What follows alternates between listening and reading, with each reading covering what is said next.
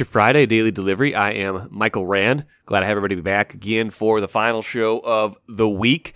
Good one coming up. Ben Goessling, Vikings beat writer for the Star Tribune, will join me here in just a little bit to set up the Lions game on Sunday. Interesting game, I guess. Vikings have a chance to clinch the NFC North. The Lions have been better than they had been in previous years, kind of playing better as this year's gone along, and are actually favored in this game. The utter lack of respect for the 10-2 Vikings continues, but we'll get to that with Ben here in a little bit. Some of the big storylines there, and maybe some of looking ahead to a postseason that seems all but guaranteed at this point. Even if they don't win this game, the Vikings, they'll have numerous opportunities to clinch the NFC North and have a very good chance of being the number 2 seed at least in the conference playoffs. But we'll get into all that with Ben in a little bit.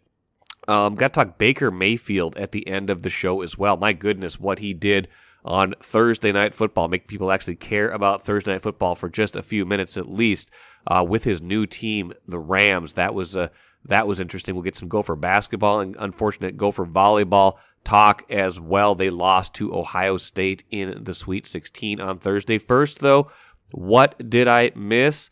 Happy Rudy Gobert going back to Utah night for those who celebrate.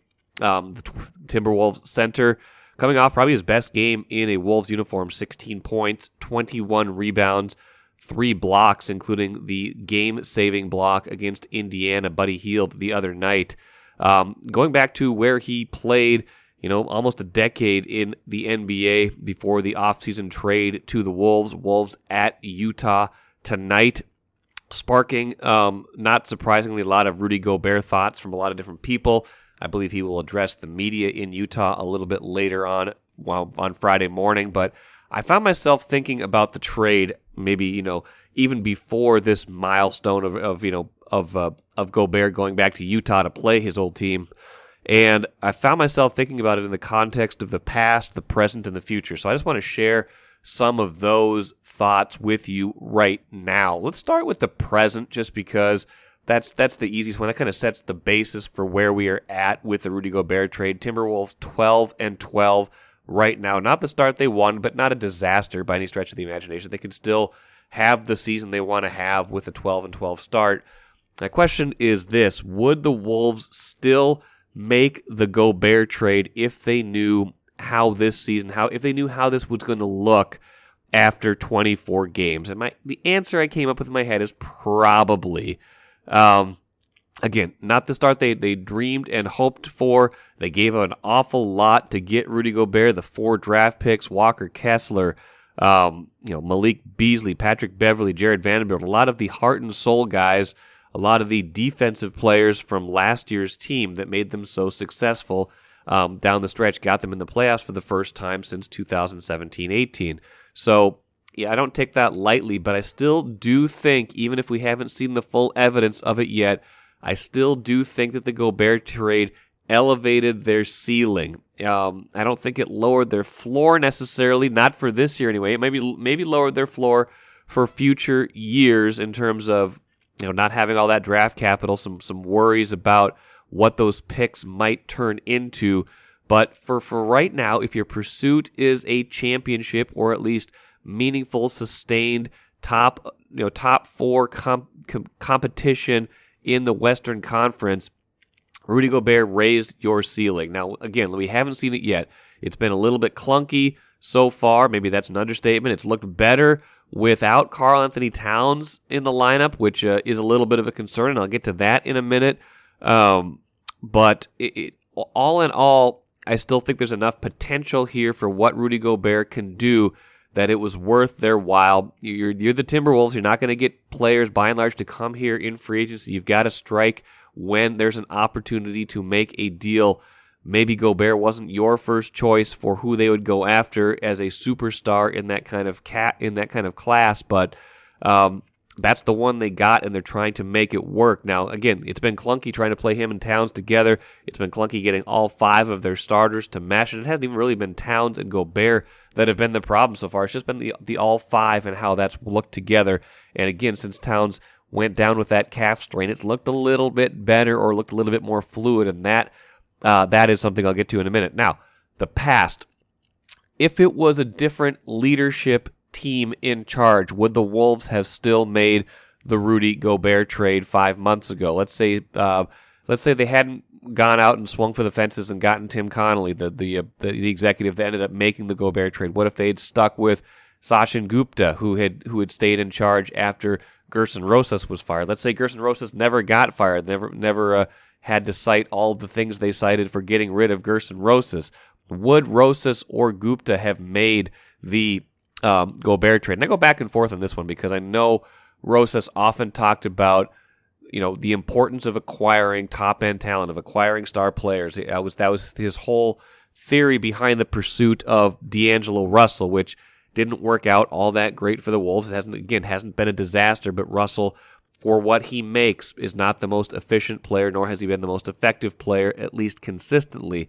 But that was part of the Rosas mantra. However, part of the Rosas mantra, and by extension part of the Gupta mantra, is efficiency, offensive efficiency, three-point shooting. Now, Gobert's a very efficient two-point shooter because basically all his shots are around the rim, but I have a hard time thinking that Rosas would have pursued Rudy Gobert just because he's a big man who can't shoot the three. And in the modern game, is that too limiting? Would that have been a fit here under Rosas? I don't know that it would have been. I think he might have, if he was looking to add, it might have been someone in the backcourt, might have been someone in the front court who could shoot just like Towns. That was kind of his, when we were talking about pursuits before, that was always kind of the guys they were looking at. So that's an interesting one for me to ponder. Obviously, Connelly was the guy in charge. He made the trade, so it's more of a thought exercise than anything. But that sticks with me as we think about the past and the Gobert trade. Now, the future of the Gobert trade. This is where it gets really interesting to me. Would this trade make more sense if there's another big move yet to be made?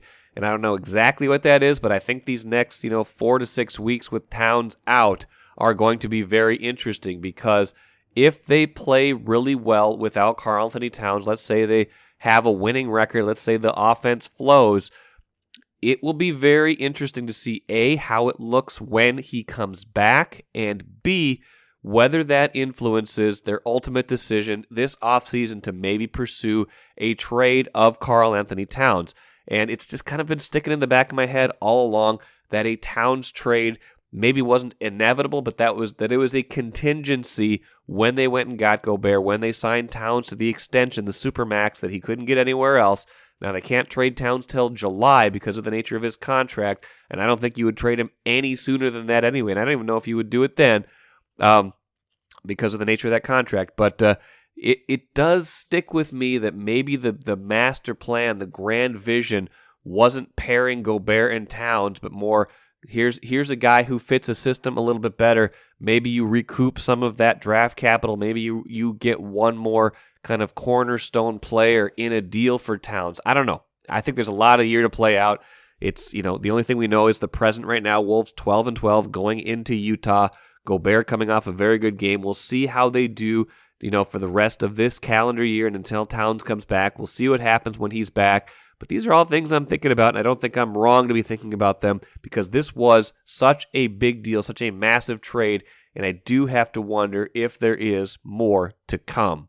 In more clearly defined basketball news, Gopher men's basketball team is not good. Lost to Michigan 90-75, score not indicative of how lopsided that game was. Gophers were down by more than 30 points in the second half as fans started streaming out of Williams Arena. Ben Johnson's got his work cut out for him. This is not the team he has. This is not the team yet that he wants. We knew it would be a learning process, a building process, but it looked better, frankly, at this point last year, which is a little bit of a concern. So let's see what happens the rest of this year. Next year, as he builds this thing up, got a lot of good recruits coming in next year, so I get it. But that was a discouraging one against Michigan on Thursday night. Part of it is a tough day for Gopher sports in general. Gopher women's volleyball team loses in the Sweet 16 to Ohio State. Watched a good portion of that match Thursday morning as I was working.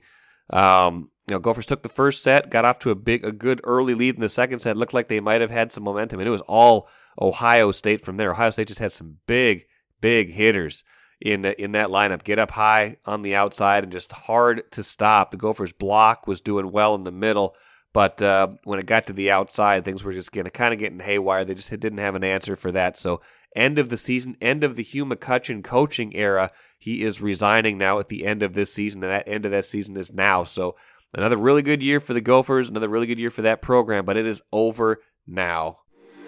Take a playcation to Mystic Lake. With 24/7 gaming, the good times never have to end. And you can satisfy your cravings at our restaurants and bars. Or relax in one of our luxurious hotel rooms. Those that play together, stay together. And don't forget to join Club M so you can spark new memories and bask in the rewards along the way. Follow the lights to Mystic Lake, where every day is play day. Let's bring in Ben Goessling right now, Vikings beat writer for the Star Tribune. Ben, it's second Lions game, which it's always a weird time when they play the Lions for the second time. So it feels like something usually has been decided or something else is, or something weird is about to happen. You think about last year's Lions game, they lose to a winless Lions team and really kind of sets the course for where we are now with Kevin O'Connell as the head coach. I mean, that wasn't officially the end for Mike Zimmer, but it was unofficially the end, especially when they couldn't make the playoffs. And that game certainly played a key role in that. By the way, Ben, I was thinking the other day about just the coaching search and how Michigan now in the college football playoff with Harbaugh still there and O'Connell doing this, worked out pretty well for both for all parties involved. Maybe not quite as good as the Justin Jefferson, Stephon Diggs trade, but what a weird kind of thing to think about how things could have turned out differently there. Yeah, I mean, I almost forgot about the Harbaugh thing. Yeah, and it seemed like that was, when the name comes up at the time with Harbaugh, it's like, oh, this is going to be the guy. But I don't think it didn't sound like it went as well in the building as kind of the perception would have suggested, given who it was. But yeah, I mean, everybody, I think, got where they wanted to be in terms of Jim Harbaugh and Kevin O'Connell. Not so much Mike Zimmer, obviously, but that game last year was sort of the beginning of the end. And if you remember the first one, last year, the Lions, they gave up a 2-point conversion to go behind. That's right. That was was the you like that. Yeah, it was the you like that game, wasn't it? Cousins Zimmer celebration game, or the I do like that game. We could call it that. That was that one. Because when they went down in that game, I know there were people with the Vikings thinking, "Oh boy, this might be it." Because I would have taken them, I think, to 1-4. That's right. Yeah, and that might have been the end. So yeah, there's been plenty of eventful moments with the Lions. Even though we kind of typically talk about, well, the Vikings-Lions matchup doesn't have as much juice. You could argue that it may have less juice historically than any matchup in the division. Yeah. Packers-Lions have the Thanksgiving history.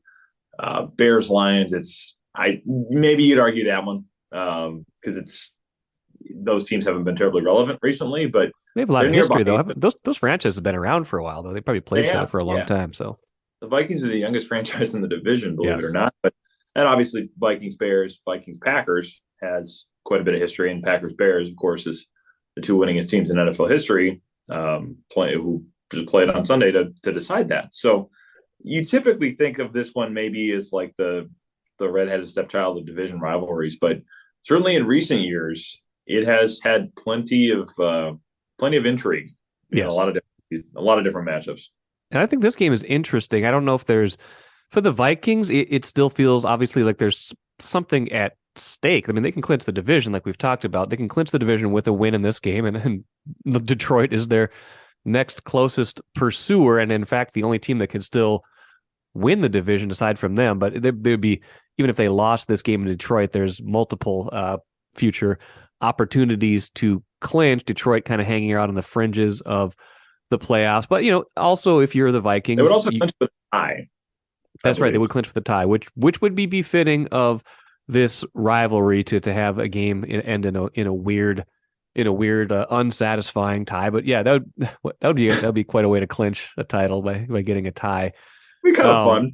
That would be kind of fun. There was a tie last week, right? The Washington and the Giants, which I bet they'll have playoff implications by the time the year is over, at least in the wild card race. But Yeah. So whatever's at stake here, I mean, they're probably, I think if you're a Vikings fan, you still look at Philadelphia and say, yeah, well, maybe they could catch Philadelphia. They've got some tough games. They got the Giants twice. I think they've still got Dallas, but by and large, that's a tough hill to climb because you basically got to make up 2 games out of the next 5 to get that number 1 seed. So for all intents and purposes, you're kind of playing to get better. Like Kevin O'Connell said, you should kind of be leaning into your strengths this time of year. But still, Detroit is a better team, I think, than they have been in the past, and could, with one different outcome, we could actually be talking about them as a potential, more serious playoff contender. They just have had a hard time getting out of their own way in very Lions-like fashion this year, including that first game against the Vikings this year. Yeah, I mean that has been the story of that team for years, I mean decades probably, and certainly it's happened at times this year where they just haven't been able to finish games, haven't been able to make the plays to win them at the end. Kevin O'Connell has talked about this quite a bit in terms of the situational mastery, as he would refer to it, and it has helped the Vikings in a lot of these close games. That one at the beginning of the year was kind of the one that started all of these wins, close games. The first 2 had been blowouts, either the Vikings blowing out the Packers or the Eagles blowing out the Vikings. That game, the Lions were flagged, I think, 8 times for pass interference, defensive holding, or illegal contact. Vikings, of course, get the game-winning touchdown from KJ Osborne on former Vikings corner Mike Hughes. So that game was kind of the one that started this idea of, okay, this might be ugly, but we can win with the plays we need to make at the end of these games. And the Lions had gone for 4th downs all day, and then they decided not to at the end. And Dan Campbell was kind of saying how much he hated his own call after the game. So that's kind of what started all of this. Is you've seen this repeated instance, I guess, of the Vikings doing the things you need to do at the end of these games to win, even if it's not always pretty, and the Lions putting up some impressive numbers at times, but then running into trouble at the end of the games, not being able to finish them. So, those small margins, that's why we sit here with a 5-game difference between these 2 teams in the division standings. Yeah. Well, and like you mentioned, I mean, kind of started this run of close wins. And I want to bring that up with you because I know you wrote earlier in the week about kind of what the Vikings learned from this last stretch of games where, they play Washington. Then there was that 4-game stretch with, obviously a lot of really tough games in Washington, Buffalo, the Dallas, New England Jets. I mean, that was a pretty tough 5-game stretch against 5, likely playoff teams, I'd say, or at least teams that are in the playoff hunt. They go 4-1 in that stretch. Are we not giving them enough credit for going 4-1 in that stretch? Because I still feel like a lot of this is, but they lost to the Cowboys 40-3. That kind of wipes out those 4 wins in some way. How do you feel about them going 4-1 in that stretch, and beyond what they learned, kind of what that tells you about this team?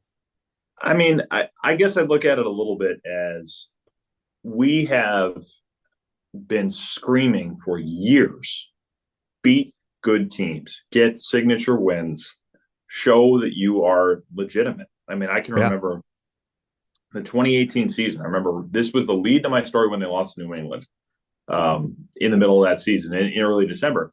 I wrote they had kind of one of these show me games every month of that season. I think it was the Rams at the end of September. I don't remember who they went down to Kansas City and lost to. No, that was 2019. I can't remember exactly who they all were, but they Seattle was somewhere in there. Yeah, Seattle was the week after New England. That's what got John DeFilippo fired. But they I think maybe there was a Packers one in there probably, and some of these teams that had some equity built up and teams you needed to go beat to show that you were serious, and they hadn't won any of those games. Like basically, I remember the lead of my story was they've effectively faced a final exam or a midterm exam at the end of every month of this season, so to speak, and they have failed all of them. And basically they're running out of opportunities to prove that they're legitimately good. The fact that they've gone and beaten some of these teams, I do think matters. I think the fact that they went to Buffalo and won, I don't know that you would have seen them win a game like that in the past. being able to hold on at some of the end of these games against the Jets to find the plays that they needed to make. I don't think you would have seen that happen in the past. I mean, the Cowboys game is a fairly big outlier, and certainly it should be one that we remember. It's the second worst home loss in Vikings history. Yeah. They had a lot of things happen in that game that looked like they could come back. I mean, the issues protecting Cousins, I think, are real, and I think that could be something that teams exploit in the playoffs. So that should be something that everybody remembers. But at the same time, I think the fact that they won the rest of these games against legitimate opponents, against schemes, I think, that have given them trouble in the past, in some cases, both offensively and defensively, I think that's worth something. And, looking at strength of schedule, strength of victory, they're near the top of the NFL in terms of teams they've faced, teams they've beaten. Is all of it pretty? No. Is the margin of victory stuff real? Yes. But we've also wanted them to win games like this to prove they're legitimate in the past. And I think the fact that they have should count for probably more in especially the national conversation than it has.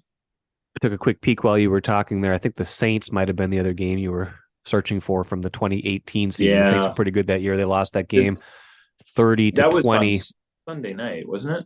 I can't remember what it was, but Cousins did not have a good game. I think he threw some bad interceptions in that game, and that one just kind of went sideways on him. They had gone into that game on a 3-game winning streak after the loss to the Rams, and then they had lost that game and then started beating some bad teams again, then started losing to the good teams. And you're right, that year really did lack any kind of signature win, maybe save for winning a game against Green Bay at US Bank Stadium that year. But along the lines of what you're talking about, you mentioned you mentioned the Cowboys game. That brought me to another thing I wanted to ask you about, and something I think a lot of Vikings fans have been thinking about, something I've been thinking about in terms of if you do look far ahead enough into the playoffs. I mean, it's not hard to see that the 2 losses they've had this year are two very good teams in the NFC that could end up being on their playoff schedule at some point. Obviously, Philadelphia would not be right away based on at least based on what's, where the standings are right now. Philadelphia would get that first round bye, or Minnesota would, but one of those two would get that bye, and it'd be a while till they see each other. But you could imagine a scenario where they were seated right now. I think that's the earliest you'd see those teams play. I mean, if it's seated the way it is now, there would be no path for them to play before the NFC title game. Right. But, you could see a team like Dallas at some point, the team they just lost to. I mean, it's kind of a stretch probably to think that they would see them all that early, but, you could potentially see them, by the division round for sure. And, so if you're just thinking about, I wanted to ask you, if you're thinking about teams that the Vikings potentially match up well against or not well against, is it, are you thinking about specific teams? Are you thinking about specific styles, or how do you kind of look at the NFC playoff picture and think, yeah, that's a good matchup, or they want to stay away from that? Yeah. I mean, I think I look at it as which teams, like where are the Vikings potentially fatal flaws, and which teams are going to be the best. It's a good way to look at it. Exploiting those flaws. So the teams I would put at the top of the list that the Vikings would not want to play, it's hard to unsee what happened against the Cowboys. Yes. Christian Darrisaw, I would think by that point, is probably your left tackle again if everything goes well, but you don't know that for sure. But even when he was playing in that game, the Cowboys pass rush was awfully effective. I don't think it'd be the same thing, but the pass rush would be a factor in that game. Maybe not to the same degree, but they would be probably at the top of the list of teams you wouldn't want to face. The Eagles, I wouldn't put quite as high on that list, honestly. I think that game in the early part of the season could have been, I mean, they were in that game for a lot of it, and Cousins made some bad mistakes in that game that cost them a chance to come back, but they had a couple chances in the second half, especially after Patrick Peterson blocks the field goal, to come back and get themselves back into that one. So, I mean, Jalen Hurts would cause problems. I think that defense, with all the veterans they've added, guys like Linval Joseph, that is a lot for them to have to deal with as well, especially in the middle of that defense with Joseph and Fletcher Cox. The secondary is really good. Darius Slay had a great night against Justin Jefferson. Bradbury on the other side's had a great year. So that's a talented team, but you have seen teams move the ball on the Eagles lately, and Jalen Hurts, I think, is going to be a lot to deal with as well. But I would probably put Dallas higher on the list of teams the Vikings could struggle with simply because of that pass rush. And it's also a team that, and the Eagles have committed to running the ball as well. And certainly with Hurts, that becomes a problem. But Cowboys, I think Tony Pollard, Zeke Elliott, Dak Prescott not getting pressured much, being able to kind of control things on the line of scrimmage the way he has, I think that's a tough matchup as well. So I would put those teams near the top of the list. Like I said, I'd probably put Dallas a little higher. Okay. San Francisco, I would put up there too.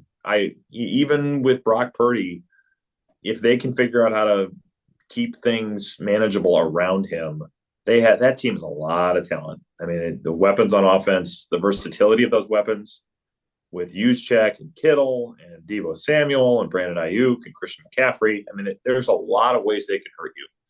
And they've got a good offensive line. The defense is talented. I think that's a tough matchup. And maybe it turns into a low-scoring game. Sure. Because Brock Purdy's not going to put 30 points on you necessarily, but I think that's a tough matchup too. So I'd put those three. I'd probably go like Dallas, and then Philly and San Francisco. I'd put like 2 and 2A. Okay, maybe. wow. A little down on Philly. I mean, not down, but I'm interested. I'm curious. Like, yeah, because they haven't been quite as. Although they just put a pretty big number on the Titans recently. That was a pretty big lopsided game. But you're right. They've struggled a little bit more. They had to rally to beat the Colts. A couple of weeks ago. So yeah, they're not. They haven't been quite as dominant as they had been lately. Yeah.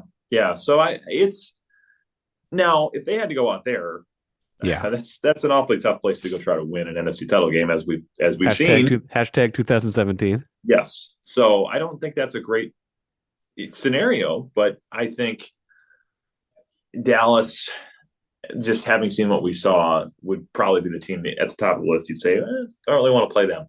So I'd put those three, and then you kind of have this next tier, I guess, as I look at it, of Seattle.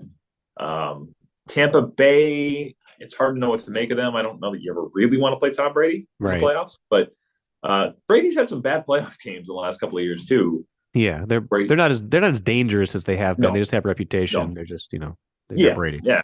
I think one game Brady in it's tough, but yeah, they haven't been quite as dangerous as they've been. But so I would put the next group, the Giants, the Commanders, the Seahawks, and the Bucks. Probably right now, the field comes out of some of those number of teams. Not all of them get in. It's either the Commanders or the Seahawks, but I kind of put them in the next bucket, I guess. The Giants, we'll see Christmas Eve. They have a lot of weapons offensively and have been adding to it defensively as well. But I wouldn't be as scared of them if I'm the Vikings, I don't think. Right. So yeah, I think there's a gap between the teams where you'd say this is a bad matchup and the teams where it's like, yeah, we wouldn't mind this if this turned out to be the draw. I think that's fair. I think that's about where I come down on it, even though I think I still put Philadelphia pretty high up there. But you're right, Dallas, the way that they just everything going right versus everything going wrong in that game does give you a certain quick twitch memory to not want to see that again. One last thought for you. I was looking up, as you know, some numbers. We looked at some of these on Access Vikings the other day, but found that the Vikings have missed 53 tackles this season, which is pretty good in terms of the NFL. I think it's like at least top half, but it compares very favorably to their last couple of seasons. I think last year, this is all pro football reference numbers. I think it was like 109 last year and like 131 in 2020. 2020 kind of a weird year. There was, obviously with COVID, there was different training in place, stuff like that. But what do you make of that number being so much lower this year? That's a good question. I mean, I think you have seen, one idea, and I'm spitballing a little bit here, but when you're in so much quarters coverage, you probably are having more plays where you have defensive backs kind of coming downhill on things. Okay. I mean, the idea with quarters is that you have more people involved in run support. It's a pass coverage that allows you to get more guys in run support because the safeties aren't quite as deep as you see in cover two, and the corners are probably a little more involved there as well. But I mean, that's an idea. I think they've been better probably at keeping blockers off of guys like Eric Kendricks and Jordan Hicks at times. Some of it may be as simple as taking better angles, being coached to take better angles. They don't practice tackling that's the thing. on a regular basis. So I mean, teams don't do that. I mean, they practice it with, they'll roll like these big, kind of donut things. You're trying to tackle those, or have things that you're not live tackling in practice. You're finding ways to practice tackling without having somebody at the risk of getting hurt. Right. So it's coached, it's taught, but there's only so much you can do, especially during a season. I think some of it may have to do with them just putting themselves in a little bit better angles to make tackles and not give up things that bust open. Now, they have had moments where it's not been very good. They missed a couple on the big run that the Jets had on Sunday on Zonovan Knight. Yeah, remember that.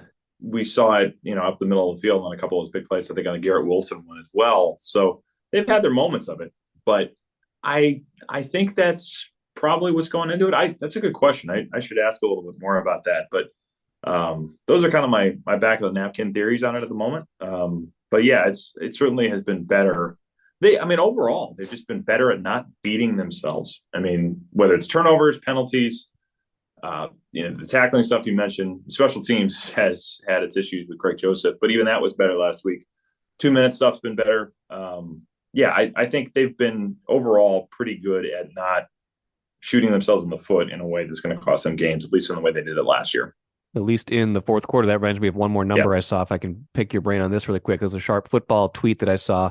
This was the difference in explosive plays for and explosive plays against in quarters 1 through 3 this year. The Vikings are minus 18 in that category, which means they have 18 more plays of 15 or more yards against them in quarters 1 through 3 than they have for them, and that's near the bottom of the league. That's just kind of tells you they're living on the edge a little bit with those yards, at least. Not so much the points all the times, but the yards.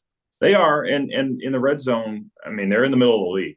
They played great. They played great the last 2 weeks in the red zone, but they have had some days defensively where they haven't been great there either. So yeah, they're kind of dodging the knockout. They're dodging the haymakers, at least in a way that lead to 7 points. But yeah, they have given up an awful lot of yards, and you've seen some big plays against them, and they have not made as many of those, especially I think in the run game. I mean, you've seen it a couple of times with Dalvin Cook, but they have not been able to spring him loose for a ton of big plays. Yeah, the big one at Buffalo is the only one I can really remember. Off the top of my head. He had one in Miami as well. Yeah, that's right. But it's been harder for them, I think, to spring him for big gains. And when teams are trying to take Jefferson away, those are going to be your big sources of it. Yep. Well, we'll see what happens against the Lions. It'll always be interesting. Something weird's going to happen. I know it is. And Ben Goessling will be there to chronicle it from Ford Field. Read all his coverage, Star Tribune, StarTribune.com. We'll talk again next week. Sounds good. Thanks, Mike. Really good stuff from Ben, and tangentially related to the Vikings and Kevin O'Connell. Let's finish with the cooler, the Rams. Kevin O'Connell's former team, of course. He was offensive coordinator there when they won a Super Bowl last season. They have fallen on extremely hard times this season. Not going to make the playoffs unless some miracle happens. Ravaged by injuries. Matthew Stafford's been hurt. They just haven't been getting much offensively, so they get Baker Mayfield off the street, throw him into the lineup. And folks, I'm of a certain age. I remember the Josh Freeman game when he played for the Vikings, basically with no practice after having gotten signed that week, or barely any practice, and they just threw him in the lineup because they were, searching for answers. It wasn't Matt Castle, it wasn't Christian Ponder. They threw Josh Freeman into a Monday night game. He organized a group of friends to go watch the game at a bar, wrote an oral history about the experience because it was so bizarre. These are things you do before you have kids. But that game, I thought the Baker Mayfield game was going to be a repeat of that, and in fact, it looked like it was, and so I tweeted that. And then all of a sudden, Baker Mayfield leads the Rams on an amazing fourth quarter comeback, down from 16-3. Basically, just came in off the street, leads them on 2 touchdown drives, including a 98-yard touchdown drive inside of the final 2 minutes. I think it was like the longest the longest drive inside of 2 minutes to win a game in a long time in NFL history. So kudos to Baker Mayfield doing the Josh Freeman experience far better than Josh Freeman did. I don't think it's enough to save the Rams season, but it does show sometimes that maybe all the scheming and all the stuff, it's a little bit overblown. If you can play football, go throw the ball out there. Sometimes things just work out, and they did for the Rams on Thursday night.